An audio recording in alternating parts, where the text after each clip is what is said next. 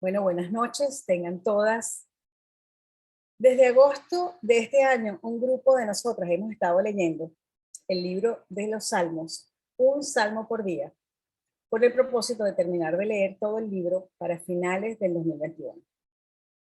Adicionalmente, en nuestras reuniones mensuales de cierre de año, hemos estado estudiando algunos salmos que hemos seleccionado. Hasta ahora hemos estudiado los salmos 34, el 41 y hoy estudiaremos el salmo 51. El salmo 51 fue escrito por el rey David y está clasificado como un salmo penitencial o de confesión y arrepentimiento. Y juntos con los salmos 6, 32, 38, 102, 130 y 143 son salmos penitenciales. Con excepción del Salmo 102 y el 143, los otros 5 salmos penitenciales fueron escritos por el rey David, incluido el que vamos a leer hoy, el Salmo 51. En su encabezado, el Salmo 51 dice lo siguiente: para el director del coro, Salmo de David, cuando después que se llegó a Betsabé, el profeta Natán lo visitó. Y antes de que Paola nos hable del Salmo 51, me gustaría que lo pusiéramos en contexto para entender mejor tanto el establecimiento, la consolidación y expansión y el reino de Israel, nada mejor como los libros de Primera y Segunda de Samuel. Cuando el libro de Primera de Samuel es escrito, Israel estaba en un punto muy bajo espiritualmente hablando. El sacerdocio estaba corrompido. El arca del pacto no estaba en el tabernáculo. Se practicaba idolatría y los jueces eran deshonestos. Bajo la influencia del profeta Samuel y el rey David, esas condiciones fueron revertidas.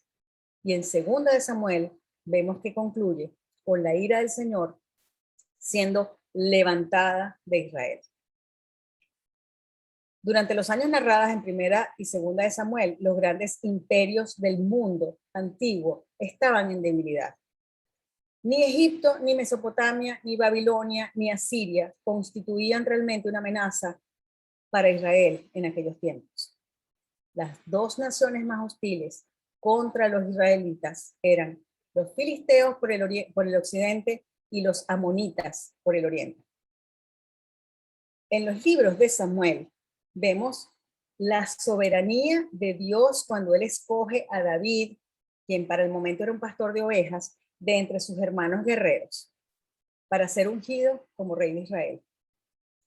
También vemos en esas cartas de Primera y Segunda de Samuel, en esos libros de Primera y Segunda de Samuel, perdón, el trabajo evidente del Espíritu Santo para empoderar a hombres para que cumplieran su misión divinamente asignada, especialmente a David.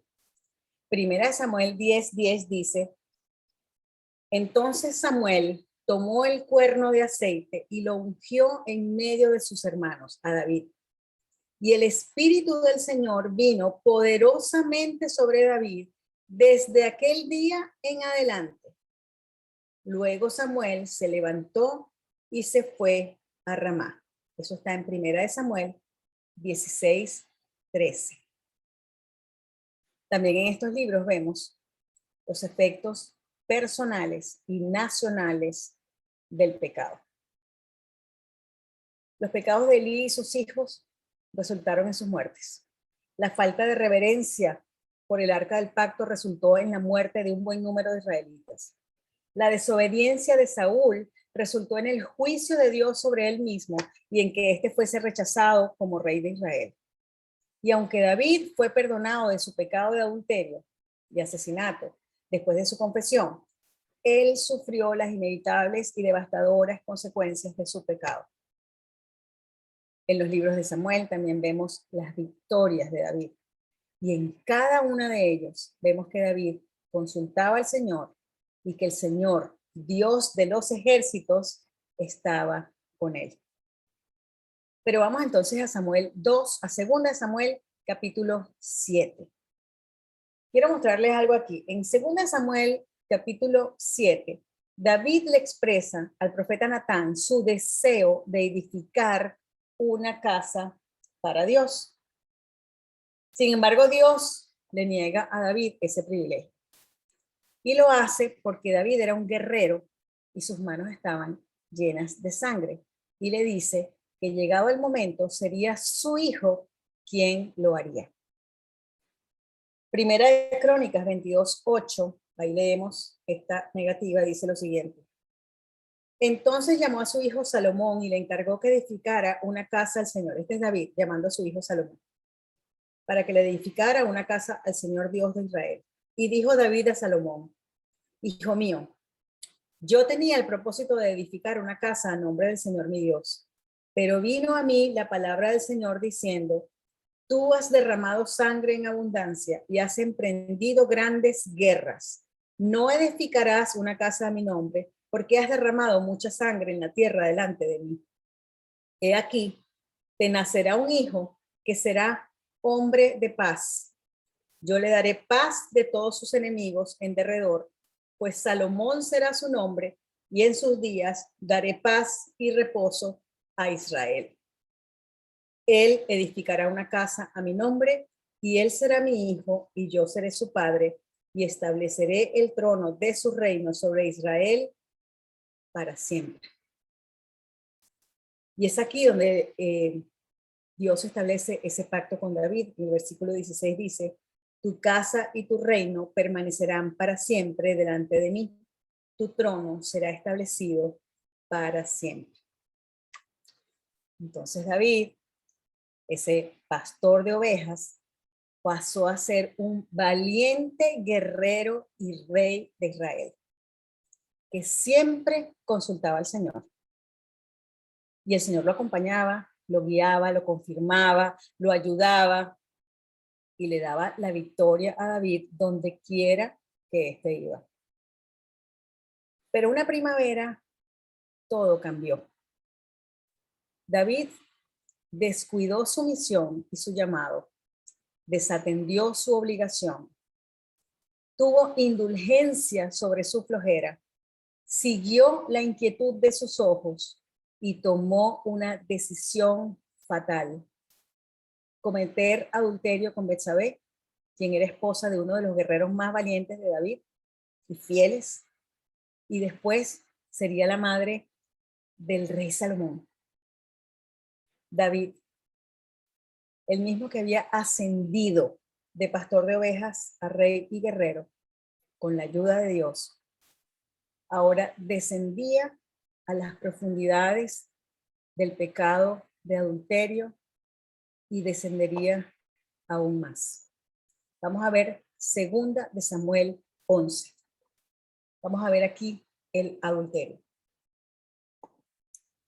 En 2 Samuel 11 leemos: aconteció que en la primavera, en el tiempo cuando los reyes salen a la batalla, David envió a Joab y con él a sus siervos y a todo Israel, y destruyeron a los hijos de Amón y sitiaron a Rabá. Pero David permaneció en Jerusalén. Y al atardecer, David se levantó de su lecho y se paseaba por el terrado de la casa del rey. Y desde el terrado vio a una mujer que se estaba bañando. Y la mujer era de un aspecto muy hermoso. David mandó a preguntar acerca de aquella mujer y alguien dijo, ¿no es esta Betsabé, hija de Eliam, mujer de Urías elitita? David envió mensajeros y la tomó, y cuando ella vino a él durmió con ella. Después que ella se purificó de su inmundicia, regresó a su casa, y la mujer concibió y envió aviso a David diciendo, estoy encinta. David conocía muy bien las reglas, las leyes divinas que prohibían el adulterio, la penalidad del adulterio, y sabía que Urías era uno de sus 37 más valiosos guerreros. Eso lo pueden ver en 2 Samuel 23, 8 al 39, para que conozcan más de Urías. el esposo de Betsabé. Entonces David, muy ingenioso, él concibe un plan macabro que se desarrolla en fases. En la fase 1, dice, ok, Betsabé está embarazada, esto va a ser un problema, traigan a Urías del campo de batalla, ofrezcanmosle hospitalidad, que pase un día tranquilo en su casa, para provocar que él tuviera intimidad con su esposa y cubrir su pecado para no verse descubierto. Eso lo vemos en el versículo 6 del mismo capítulo que estábamos leyendo. Dice, entonces David envió a decir a Joab, envíame a Urías elitita. Y Joab envió a Urías a David. Cuando Urías vino a él, David le preguntó por Joab, por el pueblo y por el restado de la guerra. Después dijo David a Urías, desciende a tu casa y lava tus pies. Salió Urías de la casa del rey y tras él fue enviado un obsequio del rey. Pero David no contaba con la integridad de este guerrero. Versículo 9. Pero Urías durmió a la entrada de la casa del rey con todos los siervos de su señor y no bajó a su casa. Cuando se lo contaron a David, diciendo, Urías no bajó a su casa, David dijo a Urías, no has venido de hacer un viaje, ¿por qué no bajaste a tu casa? Y Urías respondió a David, el arca, Israel y Judá están bajo tiendas, y mi señor Joab y los siervos de mi señor acampan a campo abierto. ¿He de ir yo a mi casa para comer, beber y acostarme con mi mujer? Por tu vida y la vida de tu alma, que no haré tal cosa. Y entonces David no le queda más remedio, pues según él, en su plan macabro, que pasar una segunda fase. Entonces él dice, digamos que él desciende un segundo nivel, a un sótano 2, ¿verdad? En su pecado. Y entonces él dice, no, a Urías hay que emborracharlo. Si yo lo emborracho, lo debilito y él va, se acuesta con su mujer y yo quedo a salvo de todo el rollo. Versículo 12. Entonces David dijo a Urías, quédate aquí hoy también y mañana te dejaré ir. Y se quedó Urías en Jerusalén aquel día y el siguiente. Y David lo convidó a comer y a beber con él y lo embriagó. Al anochecer, Urías salió a acostarse en su cama con los siervos de su señor, pero no descendió a su casa. Es así como David entonces desciende al sótano 3 en su pecado y trama el asesinato de Urías. Versículo 14. Y aconteció la mañana siguiente que David escribió una carta a Joab y la envió por mano de Urías. En la carta había escrito, poned a Urías al frente de la batalla más reñida y retiraos de él para que sea herido y muera. Así que cuando Joab asediaba la ciudad, puso a Urías en el lugar donde sabía que había hombres valientes. Y los hombres de la ciudad salieron y pelearon contra Joab, y algunos de los siervos de David cayeron, y murió también Urías elitita. Para recortar, vayamos al versículo 23. Urías le manda un mensajero al rey David para decirle lo que había ocurrido. Y el mensajero le dice a David, los hombres prevalecieron contra nosotros y salieron al campo contra nosotros, pero los rechazamos hasta la entrada de la puerta. Pero los arqueros tiraron contra tus siervos desde la muralla y algunos de los siervos del rey han muerto. Y también tu siervo Urías hitita ha muerto. Entonces David dijo al mensajero, así dirás a Joab, no tengas pesar por esto, porque la espada devora tanto a uno como al otro.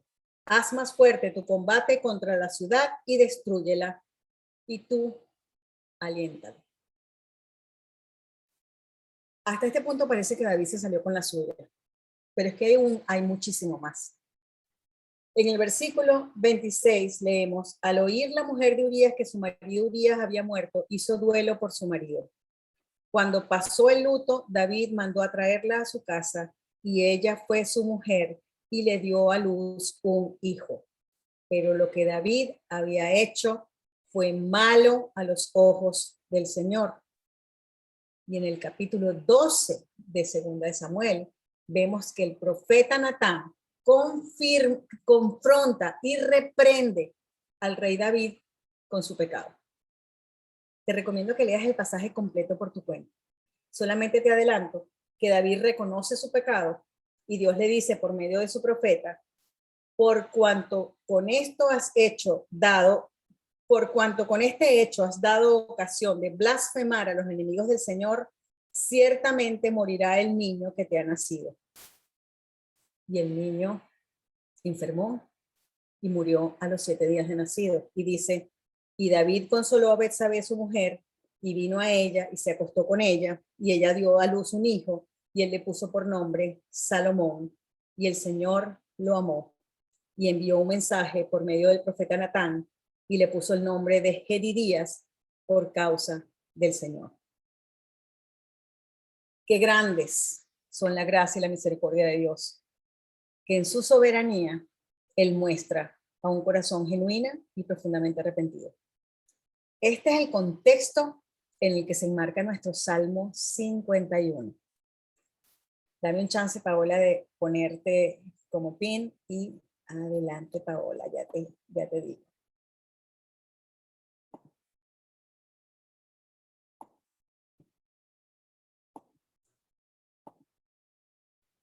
Lista. Ok, listo. Muchísimas gracias, Alejandra, por tremenda introducción, por ponernos realmente en los zapatos de David y contarnos, narrarnos esta historia que al principio parece tan bonita de un rey y terminamos entrando de una decisión a otra decisión, a otra decisión, hasta el fondo de su pecado. Y David, en ese momento en que se da cuenta, en que el profeta Natán lo confronta y él ve delante de él su pecado, escribe este salmo. Y hoy nos vamos a dedicar a estudiarlo profundamente, o lo que tratemos de hacerlo lo más profundamente posible. Voy a leerles ahora el Salmo 51. Oración de un pecador arrepentido. Y esas son las letras debajo del título, que es la que nos dice cuándo fue escrito. Para el director del coro, Salmo de David, cuando después de que se llegó a Betsabé, el profeta Natán lo visitó.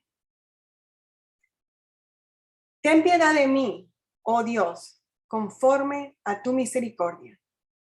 Conforme a lo inmenso de tu compasión, borra mis transgresiones. Lávame por completo de mi maldad y límpiame de mi pecado. Porque yo reconozco mis transgresiones y mi pecado está siempre delante de mí. Contra ti solo he pecado y he hecho lo malo delante de tus ojos. De manera que eres justo cuando hablas y sin reproche cuando juzgas. He aquí, yo nací en iniquidad y en pecado me concibió mi madre. He aquí, tú deseas la verdad en lo más íntimo y en lo secreto me harás conocer sabiduría. Purifícame con hisopo y seré limpio. Lávame y seré más blanco que la nieve. Hazme oír gozo y alegría, que se regocijen los huesos que has quebrantado. Esconde tu rostro de mis pecados y borra todas mis iniquidades. Crea en mí, oh Dios, un corazón limpio y renueva un espíritu recto dentro de mí. No me eches de tu presencia y no quites de mí tu Espíritu Santo. Restitúyeme el gozo de tu salvación y sosténme con tu espíritu de poder. Entonces enseñaré a los transgresores tus caminos y los pecadores se convertirán a ti. Líbrame de delitos de sangre, oh Dios, Dios de mi salvación. Entonces mi lengua cantará con gozo de justicia. Abre mis labios, oh Señor, para que mi boca anuncie tu alabanza. Porque no te deleitas en sacrificio, de lo contrario yo lo ofrecería. No te agrada el holocausto. Los sacrificios de Dios son el espíritu contrito, al corazón contrito y humillado. Oh Dios, no despreciarás. Haz bien con tu benevolencia a Sión, edifica los muros de Jerusalén. Entonces te agradarán los sacrificios de justicia, el holocausto y el sacrificio perfecto, entonces se ofrecerán novillos sobre tu altar. Estoy segura que mientras he ido leyendo el Salmo 51, todas ustedes han podido ver pequeños destellos de David, de recordar esa historia que nos ha contado Alejandra, mientras él plasmaba su corazón delante del Señor. Como dijo Alejandra, el Salmo 51 corresponde a la oración de David, luego de ser confrontado con su pecado de adulterio y asesinato. Este salmo es usado como un ejemplo de lo que significa un arrepentimiento genuino en la vida de un creyente. Estudiemos el salmo. Para eso he dividido el salmo en 3 partes. En la primera parte vamos a revisar la importancia de confesar nuestros pecados. Más o menos son los versículos del 3 al 9. Luego meditaremos en Dios, en lo que aprendemos de su carácter y su relación con un pecador arrepentido. Y por último, vamos a ver cuál es nuestra respuesta o cuál debe ser nuestra respuesta hacia el Señor después de haber sido limpiados y renovados por Él. ¿Ok? Así que veamos el primer tema.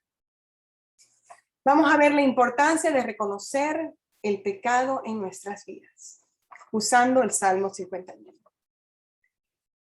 Cuando les mandé, no sé si todas recibieron, pero les mandamos una copia del Salmo y en esa copia marcamos las palabras que referían al pecado. Eran pecado, transgresiones e iniquidad. Si es que lo tienen, observen porque sobre esas palabras vamos a hablar.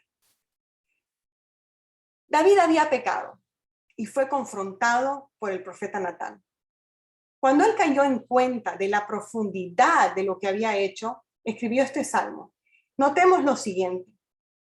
David expresa con 3 palabras distintas el pecado en su vida. Él usa todos los significados para poder describir lo que él hizo. Usa maldad, usa iniquidad, usa pecado, usa transgresión. Lo vemos en el Salmo, en el versículo 2, dice, lávame por completo de mi maldad. En el versículo 3, usa mi pecado. En el 3 dice, reconozco mis transgresiones. En el 5 dice, he aquí yo nací en iniquidad. Cada una de estas palabras tiene un sentido especial. Todas nos hablan de maldad y nos hablan de rebeldía, pero cada una en un sentido distinto. El pecado contiene la idea de que falló al blanco. Rompió la ley de Dios, falló, no hizo las cosas según el estándar que Dios le había dado. Transgresión está relacionado con rebeldía, con traspasar los límites de una manera sabiendo, transgrede lo que él sabía, es rebelde a lo que él ya conocía. Iniquidad y maldad es la idea de perversión, de engaño, de caminos torcidos. Y David utilizó todas estas ideas para describir su maldad. Él no se autoengañó, él no se justificó. En el versículo 3, él dice que su pecado está delante de él. Esto implica que él lo podía ver, que él vivía con su pecado, que su pecado le estaba molestando. Y yo te pregunto, ¿alguna vez has estado tú en ese lugar en que tu pecado te estorba? En que tu pecado está delante de ti, te huele mal y no sabes qué hacer.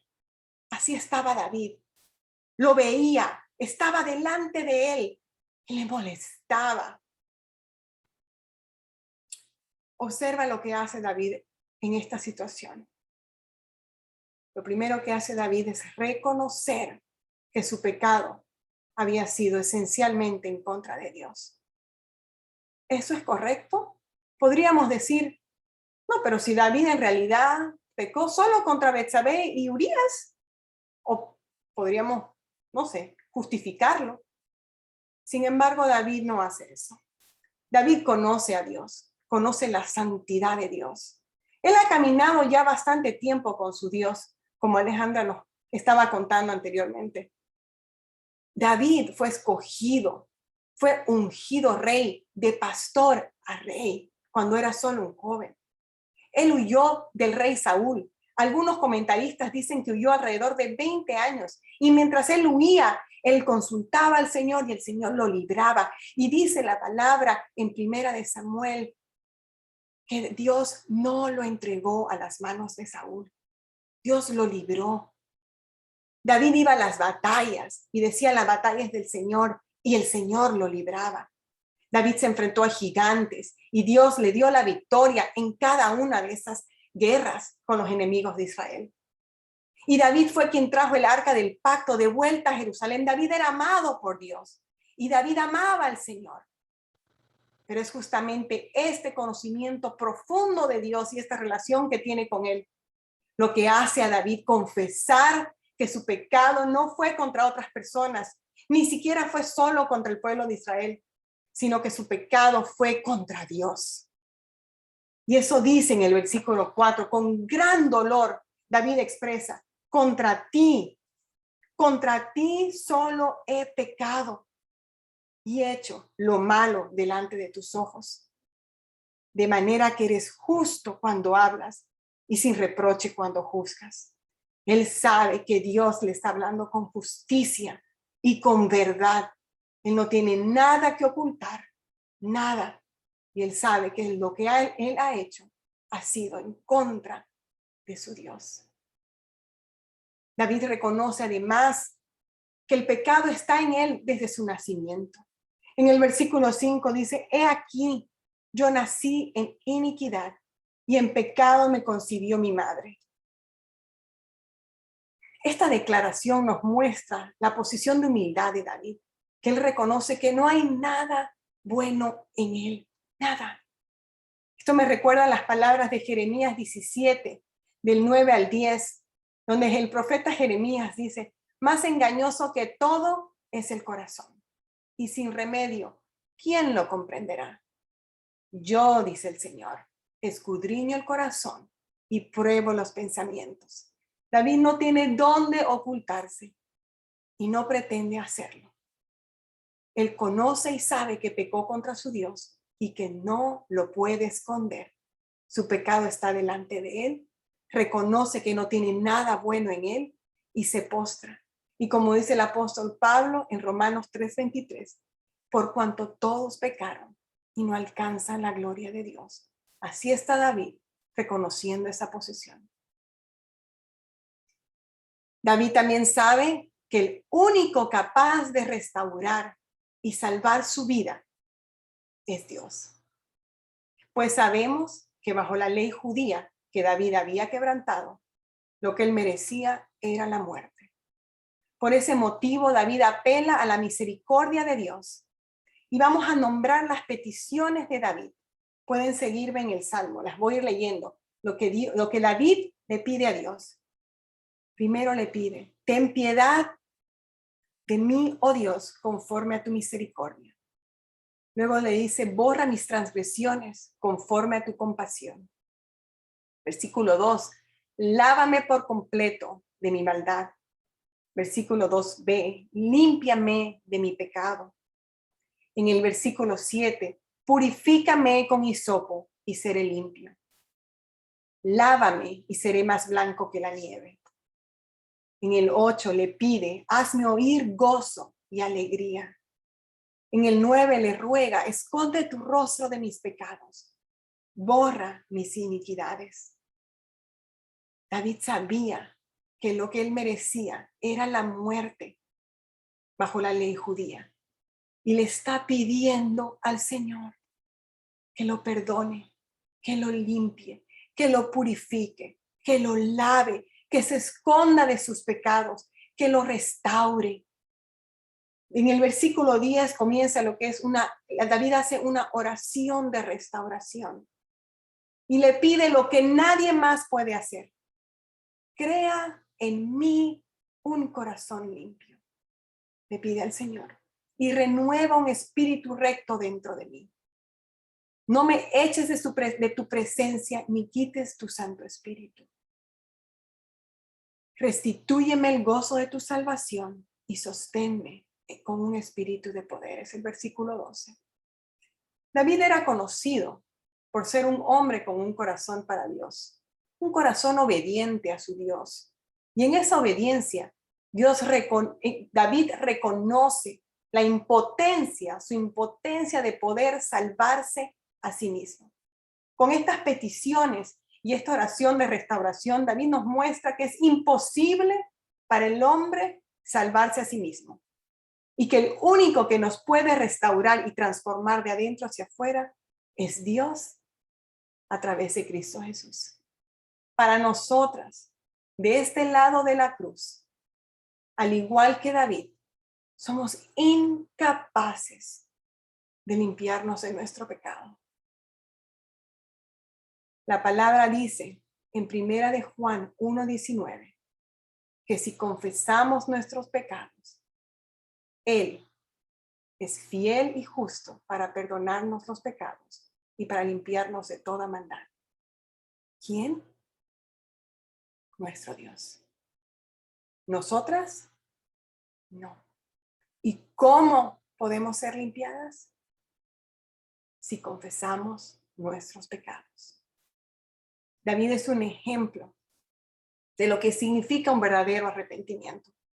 Arrepentimiento no es solo decir lo siento, perdón, disculpa. Arrepentimiento es ver tu pecado de frente, sin justificación, darle la espalda para caminar hacia Dios. En la vida cristiana, el arrepentimiento lo vemos no solo en nuestra salvación, sino también en nuestra santificación. Como está en ese versículo, si confesamos.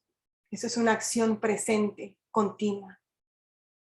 Reconocer nuestros pecados, confesarlos, darle la espalda, restituir lo que sea necesario, es entrar en esa posición de humildad en la cual sometemos voluntariamente nuestras vidas a nuestro Señor. El arrepentimiento es un proceso constante, ocurre y debe ocurrir a diario. Solo así nos podremos acercar al Señor a través de Cristo y la confesión. Porque Dios es 3 veces santo y no hay pecado en él. Por lo tanto, acerquémonos al trono de la gracia, purificados a través del arrepentimiento genuino en nuestras vidas. Te pregunto, ¿quieres entrar en su presencia? Él es quien nos limpia y quien nos purifica. En 2 Crónicas 39, el Señor dice, porque si vuelven al Señor, sus hermanos y sus hijos hallarán compasión delante de los que los llevaron cautivos y volverán a esa tierra. Porque el Señor, su Dios, es clemente y compasivo y no apartará su rostro de ustedes si se vuelven a Él. Dios no apartará su rostro de ti, si tú confiesas y te arrepientes y te vuelves a Él, porque Él es clemente y compasivo. Qué hermosa promesa. Veamos el siguiente tema que veo en el Salmo 51. Y es la importancia de conocer la misericordia de tu Dios. David conocía a su Dios y fue ese conocimiento del carácter de Dios lo que le permitió a David pasar por este tiempo de disciplina, corrección y prueba. David apela primeramente a la misericordia y compasión de Dios. Él sabía que la misericordia de Dios no dependía de su pecado. Dios era Dios, es Dios, y su misericordia y compasión es parte de quién es Él. La palabra usada en este salmo para misericordia, la palabra hebrea es hesed. Algunos dicen shesed. Y es un término comúnmente utilizado en el Antiguo Testamento para referirse al amor de Dios a través de los pactos que ha hecho con su pueblo. Lo interesante de esta definición de misericordia es que la misericordia es algo que Dios da y que no depende de lo que el receptor haga. Es parte del carácter de Dios y Él la da a quien Él desea. Si, por ejemplo, alguien pecase contra mí, es muy probable que yo dé misericordia a esa otra persona de acuerdo a la gravedad de la ofensa. Esa es la naturaleza humana. Somos condicionados. Damos conforme a lo que creemos que es mejor. Sin embargo, no es así con Dios. La misericordia que Él da está vinculada a sí mismo. Es quien es Él. Es la idea de un fiel amor cuando sus amantes lo traicionan. Es un amor que da victoria aun cuando su pueblo lo olvida. Es un amor que disciplina cuando sus hijos se alejan. Por lo tanto, podemos decir que esta misericordia de Dios la recibimos sin merecerla. Por eso David apela a esa misericordia, porque sabe que no depende de él, sino depende de Dios.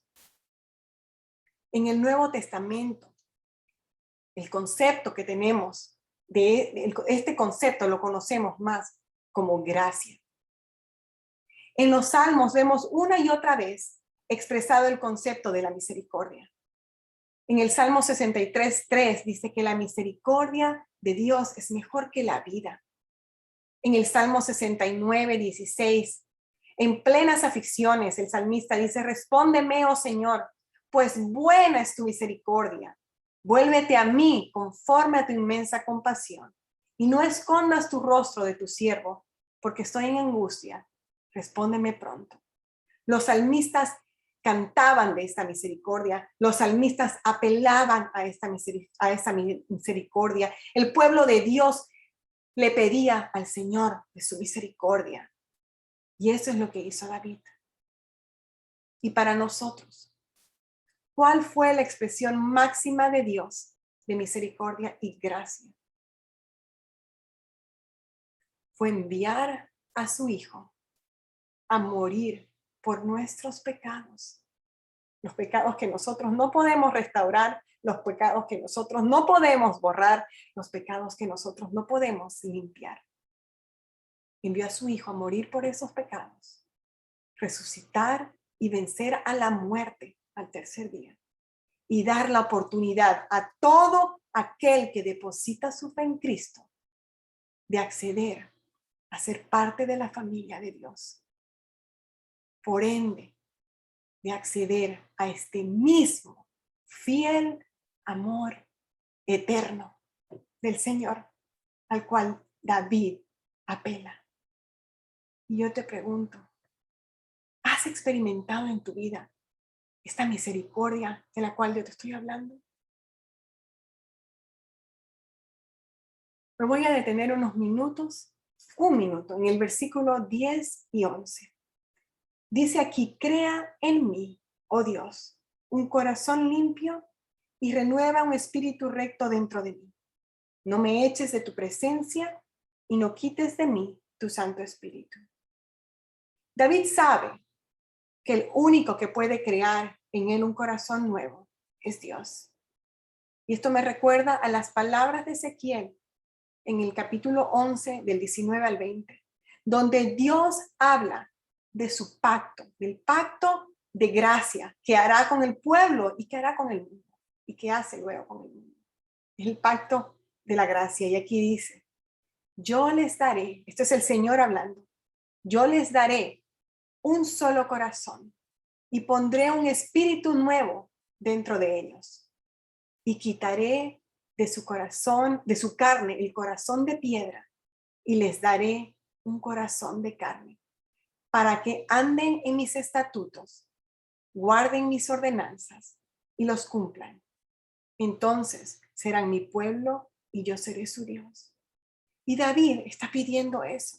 Él quiere un nuevo corazón, un corazón que ande en los estatutos y que guarde las ordenanzas. Él no quiere ese corazón que acaba de ser aplastado por el pecado. Él quiere un corazón conforme a su Dios. Y le dice: yo no puedo, pero tú, Señor, conforme a tu misericordia y a tu compasión, crea en mí un corazón limpio, limpio. Y renueva el espíritu dentro de mí.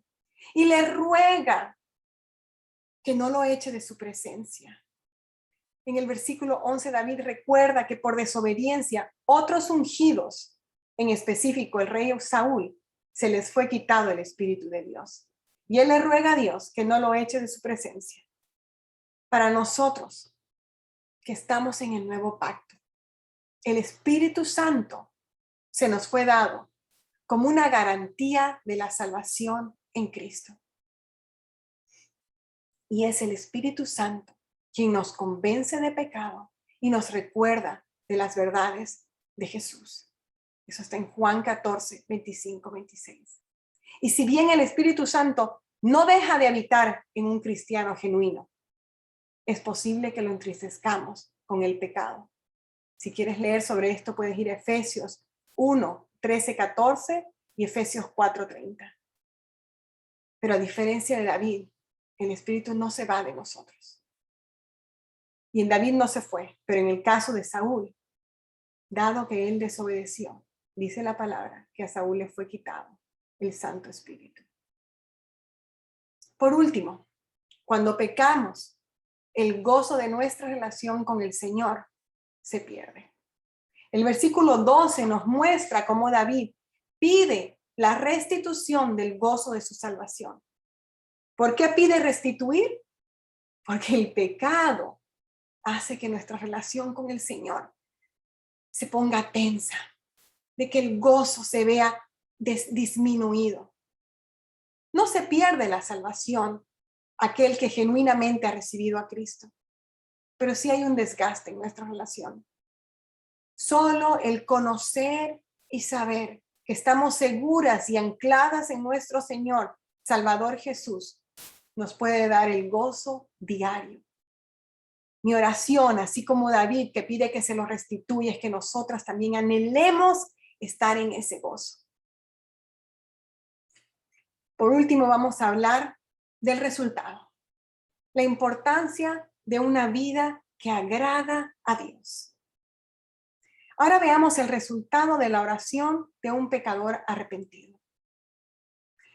En los versículos 13, 14 y 15, David menciona 3 acciones que muestran el cambio en su vida. Los voy a leer. Versículo 13. Entonces, enseñaré a los transgresores tus caminos y a los pecadores se convertirán a ti. Versículo 14. Líbrame de delitos de sangre, oh Dios, Dios de mi salvación. Entonces mi lengua cantará con gozo tu justicia. Y versículo 15.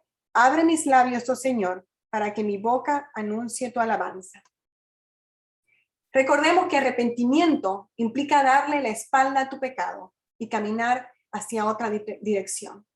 Entonces hemos visto esta oración de arrepentimiento de David, hemos visto cuán importante era el conocimiento de David de su Dios para poder apelar, para saber que Dios no lo iba a destruir. O sea, qué grandeza poder pensar para nosotros que no importa no es que no importe, pero aún cuán profundo es tu pecado, la misericordia de Dios es aún mayor. Y eso es lo que sabía David y se acercó a Dios. Pero hay un propósito en confesar, arrepentirnos y conocer a Dios. Y es que nuestras vidas sean transformadas. Y es que caminemos en una vida que le agrada al Señor. Y esos son los 3 versículos que nos dan un vistazo de qué es lo que le agrada. El 13 nos dice que enseñará a los transgresores tus caminos. ¿A quiénes? ¿Quiénes son los transgresores? Son aquellos que transgreden, que rompen la ley. A otros pecadores, como David, como yo, como tú. Y les mostraré tus caminos. ¿Cuáles caminos? Los caminos de Dios. Para nosotras, esto es que compartamos las buenas nuevas, el evangelio de Cristo, el perdón y la salvación por gracia. ¿Y cuál es el resultado de nosotras ir y compartir a los transgresores los caminos de Dios? Dice el versículo 13 que ellos se convertirán a ti. Hermanas, esto es el evangelio. Esto es el mensaje de Cristo cuando los pies del Señor Jesús estuvieron en la tierra. El mismo Jesús en Marcos 1:15 dijo: el reino de Dios se ha acercado. Arrepentíos y creed en el evangelio. Este llamado de enseñar a otros sobre los caminos de Dios es parte de vivir una vida que agrada a Dios. Luego nos dice que otro elemento de una vida que agrada a Dios es la alabanza. Dice que en mi lengua cantará con gozo tu justicia, que abras mis labios, oh Señor, para que anuncie tu alabanza. David era un salmista de corazón y aquí nos deja su legado. Nos llama a que nuestros labios anuncien su alabanza y que nuestras lenguas canten con gozo la justicia de Dios. ¿Cuál justicia? La justicia que Él da. Nosotros no somos justos, pero Él sí. Y en su inmensa gracia nos perdona por Él mismo. En Romanos 3, 24, 26 dices, todos son justificados gratuitamente por su gracia, por medio de la redención que es en Cristo Jesús, a quien Dios exhibió públicamente como propiciación por su sangre a través de la fe, como demostración de su justicia, porque en su tolerancia Dios pasó por alto los pecados cometidos anteriormente para demostrar en este tiempo su justicia, a fin de que Él sea justo y sea el que justifica al que tiene fe en Jesús. David nos dice, alaben, canten, que sus lenguas hablen de la justicia de Dios. ¿Y cuál es la justicia de Dios? Lo que les acabo de leer. La redención en Cristo. El acto de propiciación de Cristo por su sangre a través de la fe.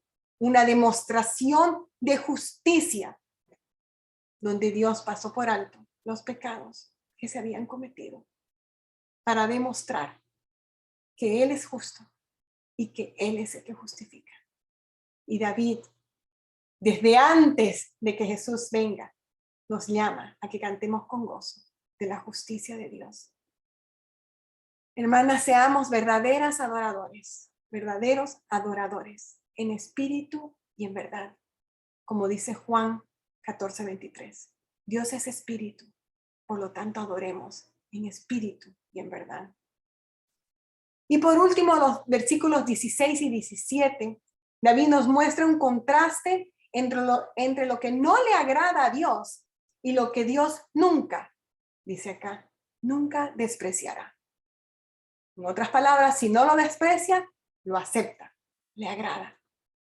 Y es que a Dios no le complacen sacrificios y holocaustos o actos religiosos o actos externos que estén separados de un corazón de obediencia. En cambio, el sacrificio que a Dios sí le agrada es aquel que contiene, dice el versículo 17 y el versículo 16, un espíritu contrito, un corazón contrito y un corazón humillado. Voy a leer estos versículos. Porque no te deleitas en sacrificio. De lo contrario, yo lo ofrecería. No te agrada el holocausto. Los sacrificios de Dios son el espíritu contrito, el corazón contrito y el corazón contrito y humillado. Oh Dios, no despreciarás. ¿Qué quiere decir contrito? Contrito quiere decir abatido, encogido, a punto de colapsar, física y emocionalmente roto, quebrado a causa de un enemigo o del pecado. Esto nos recuerda que Dios ve nuestros corazones y que a Él no lo podemos engañar con solo cambios de nuestra conducta o actos religiosos. En 1 de Samuel 15, 22, 23, el Señor habla a través de Samuel en referencia a Saúl y dice, ¿se complace el Señor tanto en holocaustos y sacrificios como en la obediencia a la voz del Señor? Entiende, el obedecer es mejor que un sacrificio. El prestar atención es mejor que la grasa de los carneros, porque la rebeldía es como el pecado de adivinación y la desobediencia como la iniquidad e idolatría. Y en Osea 6:6 dice, porque me deleito más en la lealtad que en el sacrificio, en el conocimiento de Dios que en los holocaustos. Y por último, el mismo Jesús nos dice en Juan 14:21, el que tiene mis mandamientos y los guarda, ese es el que me ama. Y el que me ama será amado por mi Padre, y yo lo amaré y me manifestaré a él. El mismo Jesús nos llama a obedecer, a guardar, a seguir los mandamientos del Señor. Y aquí David está diciendo, yo sé, Señor, que tú ves mi corazón, que no se trata de que yo muestre un acto de sacrificio o un acto religioso, sino que mi corazón, donde he guardado los mandamientos, donde los tengo, esté humillado y contrito en ti, para ti, porque ese corazón es el que tú no vas a rechazar. Entonces, ¿cuál es el llamado para nosotras con este salmo? El Salmo 139, 23, 24 es uno de mis versículos favoritos. Y con este voy a cerrar. Este es un salmo donde el escritor le pide al Señor que busque en su corazón. Y eso es lo que quiero que hagamos ahora. Escudriñame, oh Dios, y conoce mi corazón. Pruébame y conoce mis inquietudes. Y ve si hay en mí camino malo y guíame en el camino eterno. Hermanas, escudriñemos. Si hay pecado en nuestro corazón, confesemos. Vivamos el arrepentimiento genuino.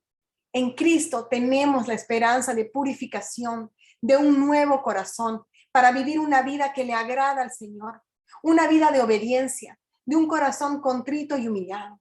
Un corazón que reconoce que necesita de un Salvador y que reconoce que no puede ser salvado por sus propios actos. Un corazón que busca obedecer a su Señor y que apela a la misericordia de su Dios. Porque grande hasta los cielos es tu misericordia y hasta el firmamento tu verdad. Exaltado seas sobre los cielos, oh Dios. Sobre toda la tierra sea tu gloria. Salmo 57 del 10 al 11. Dios las bendiga.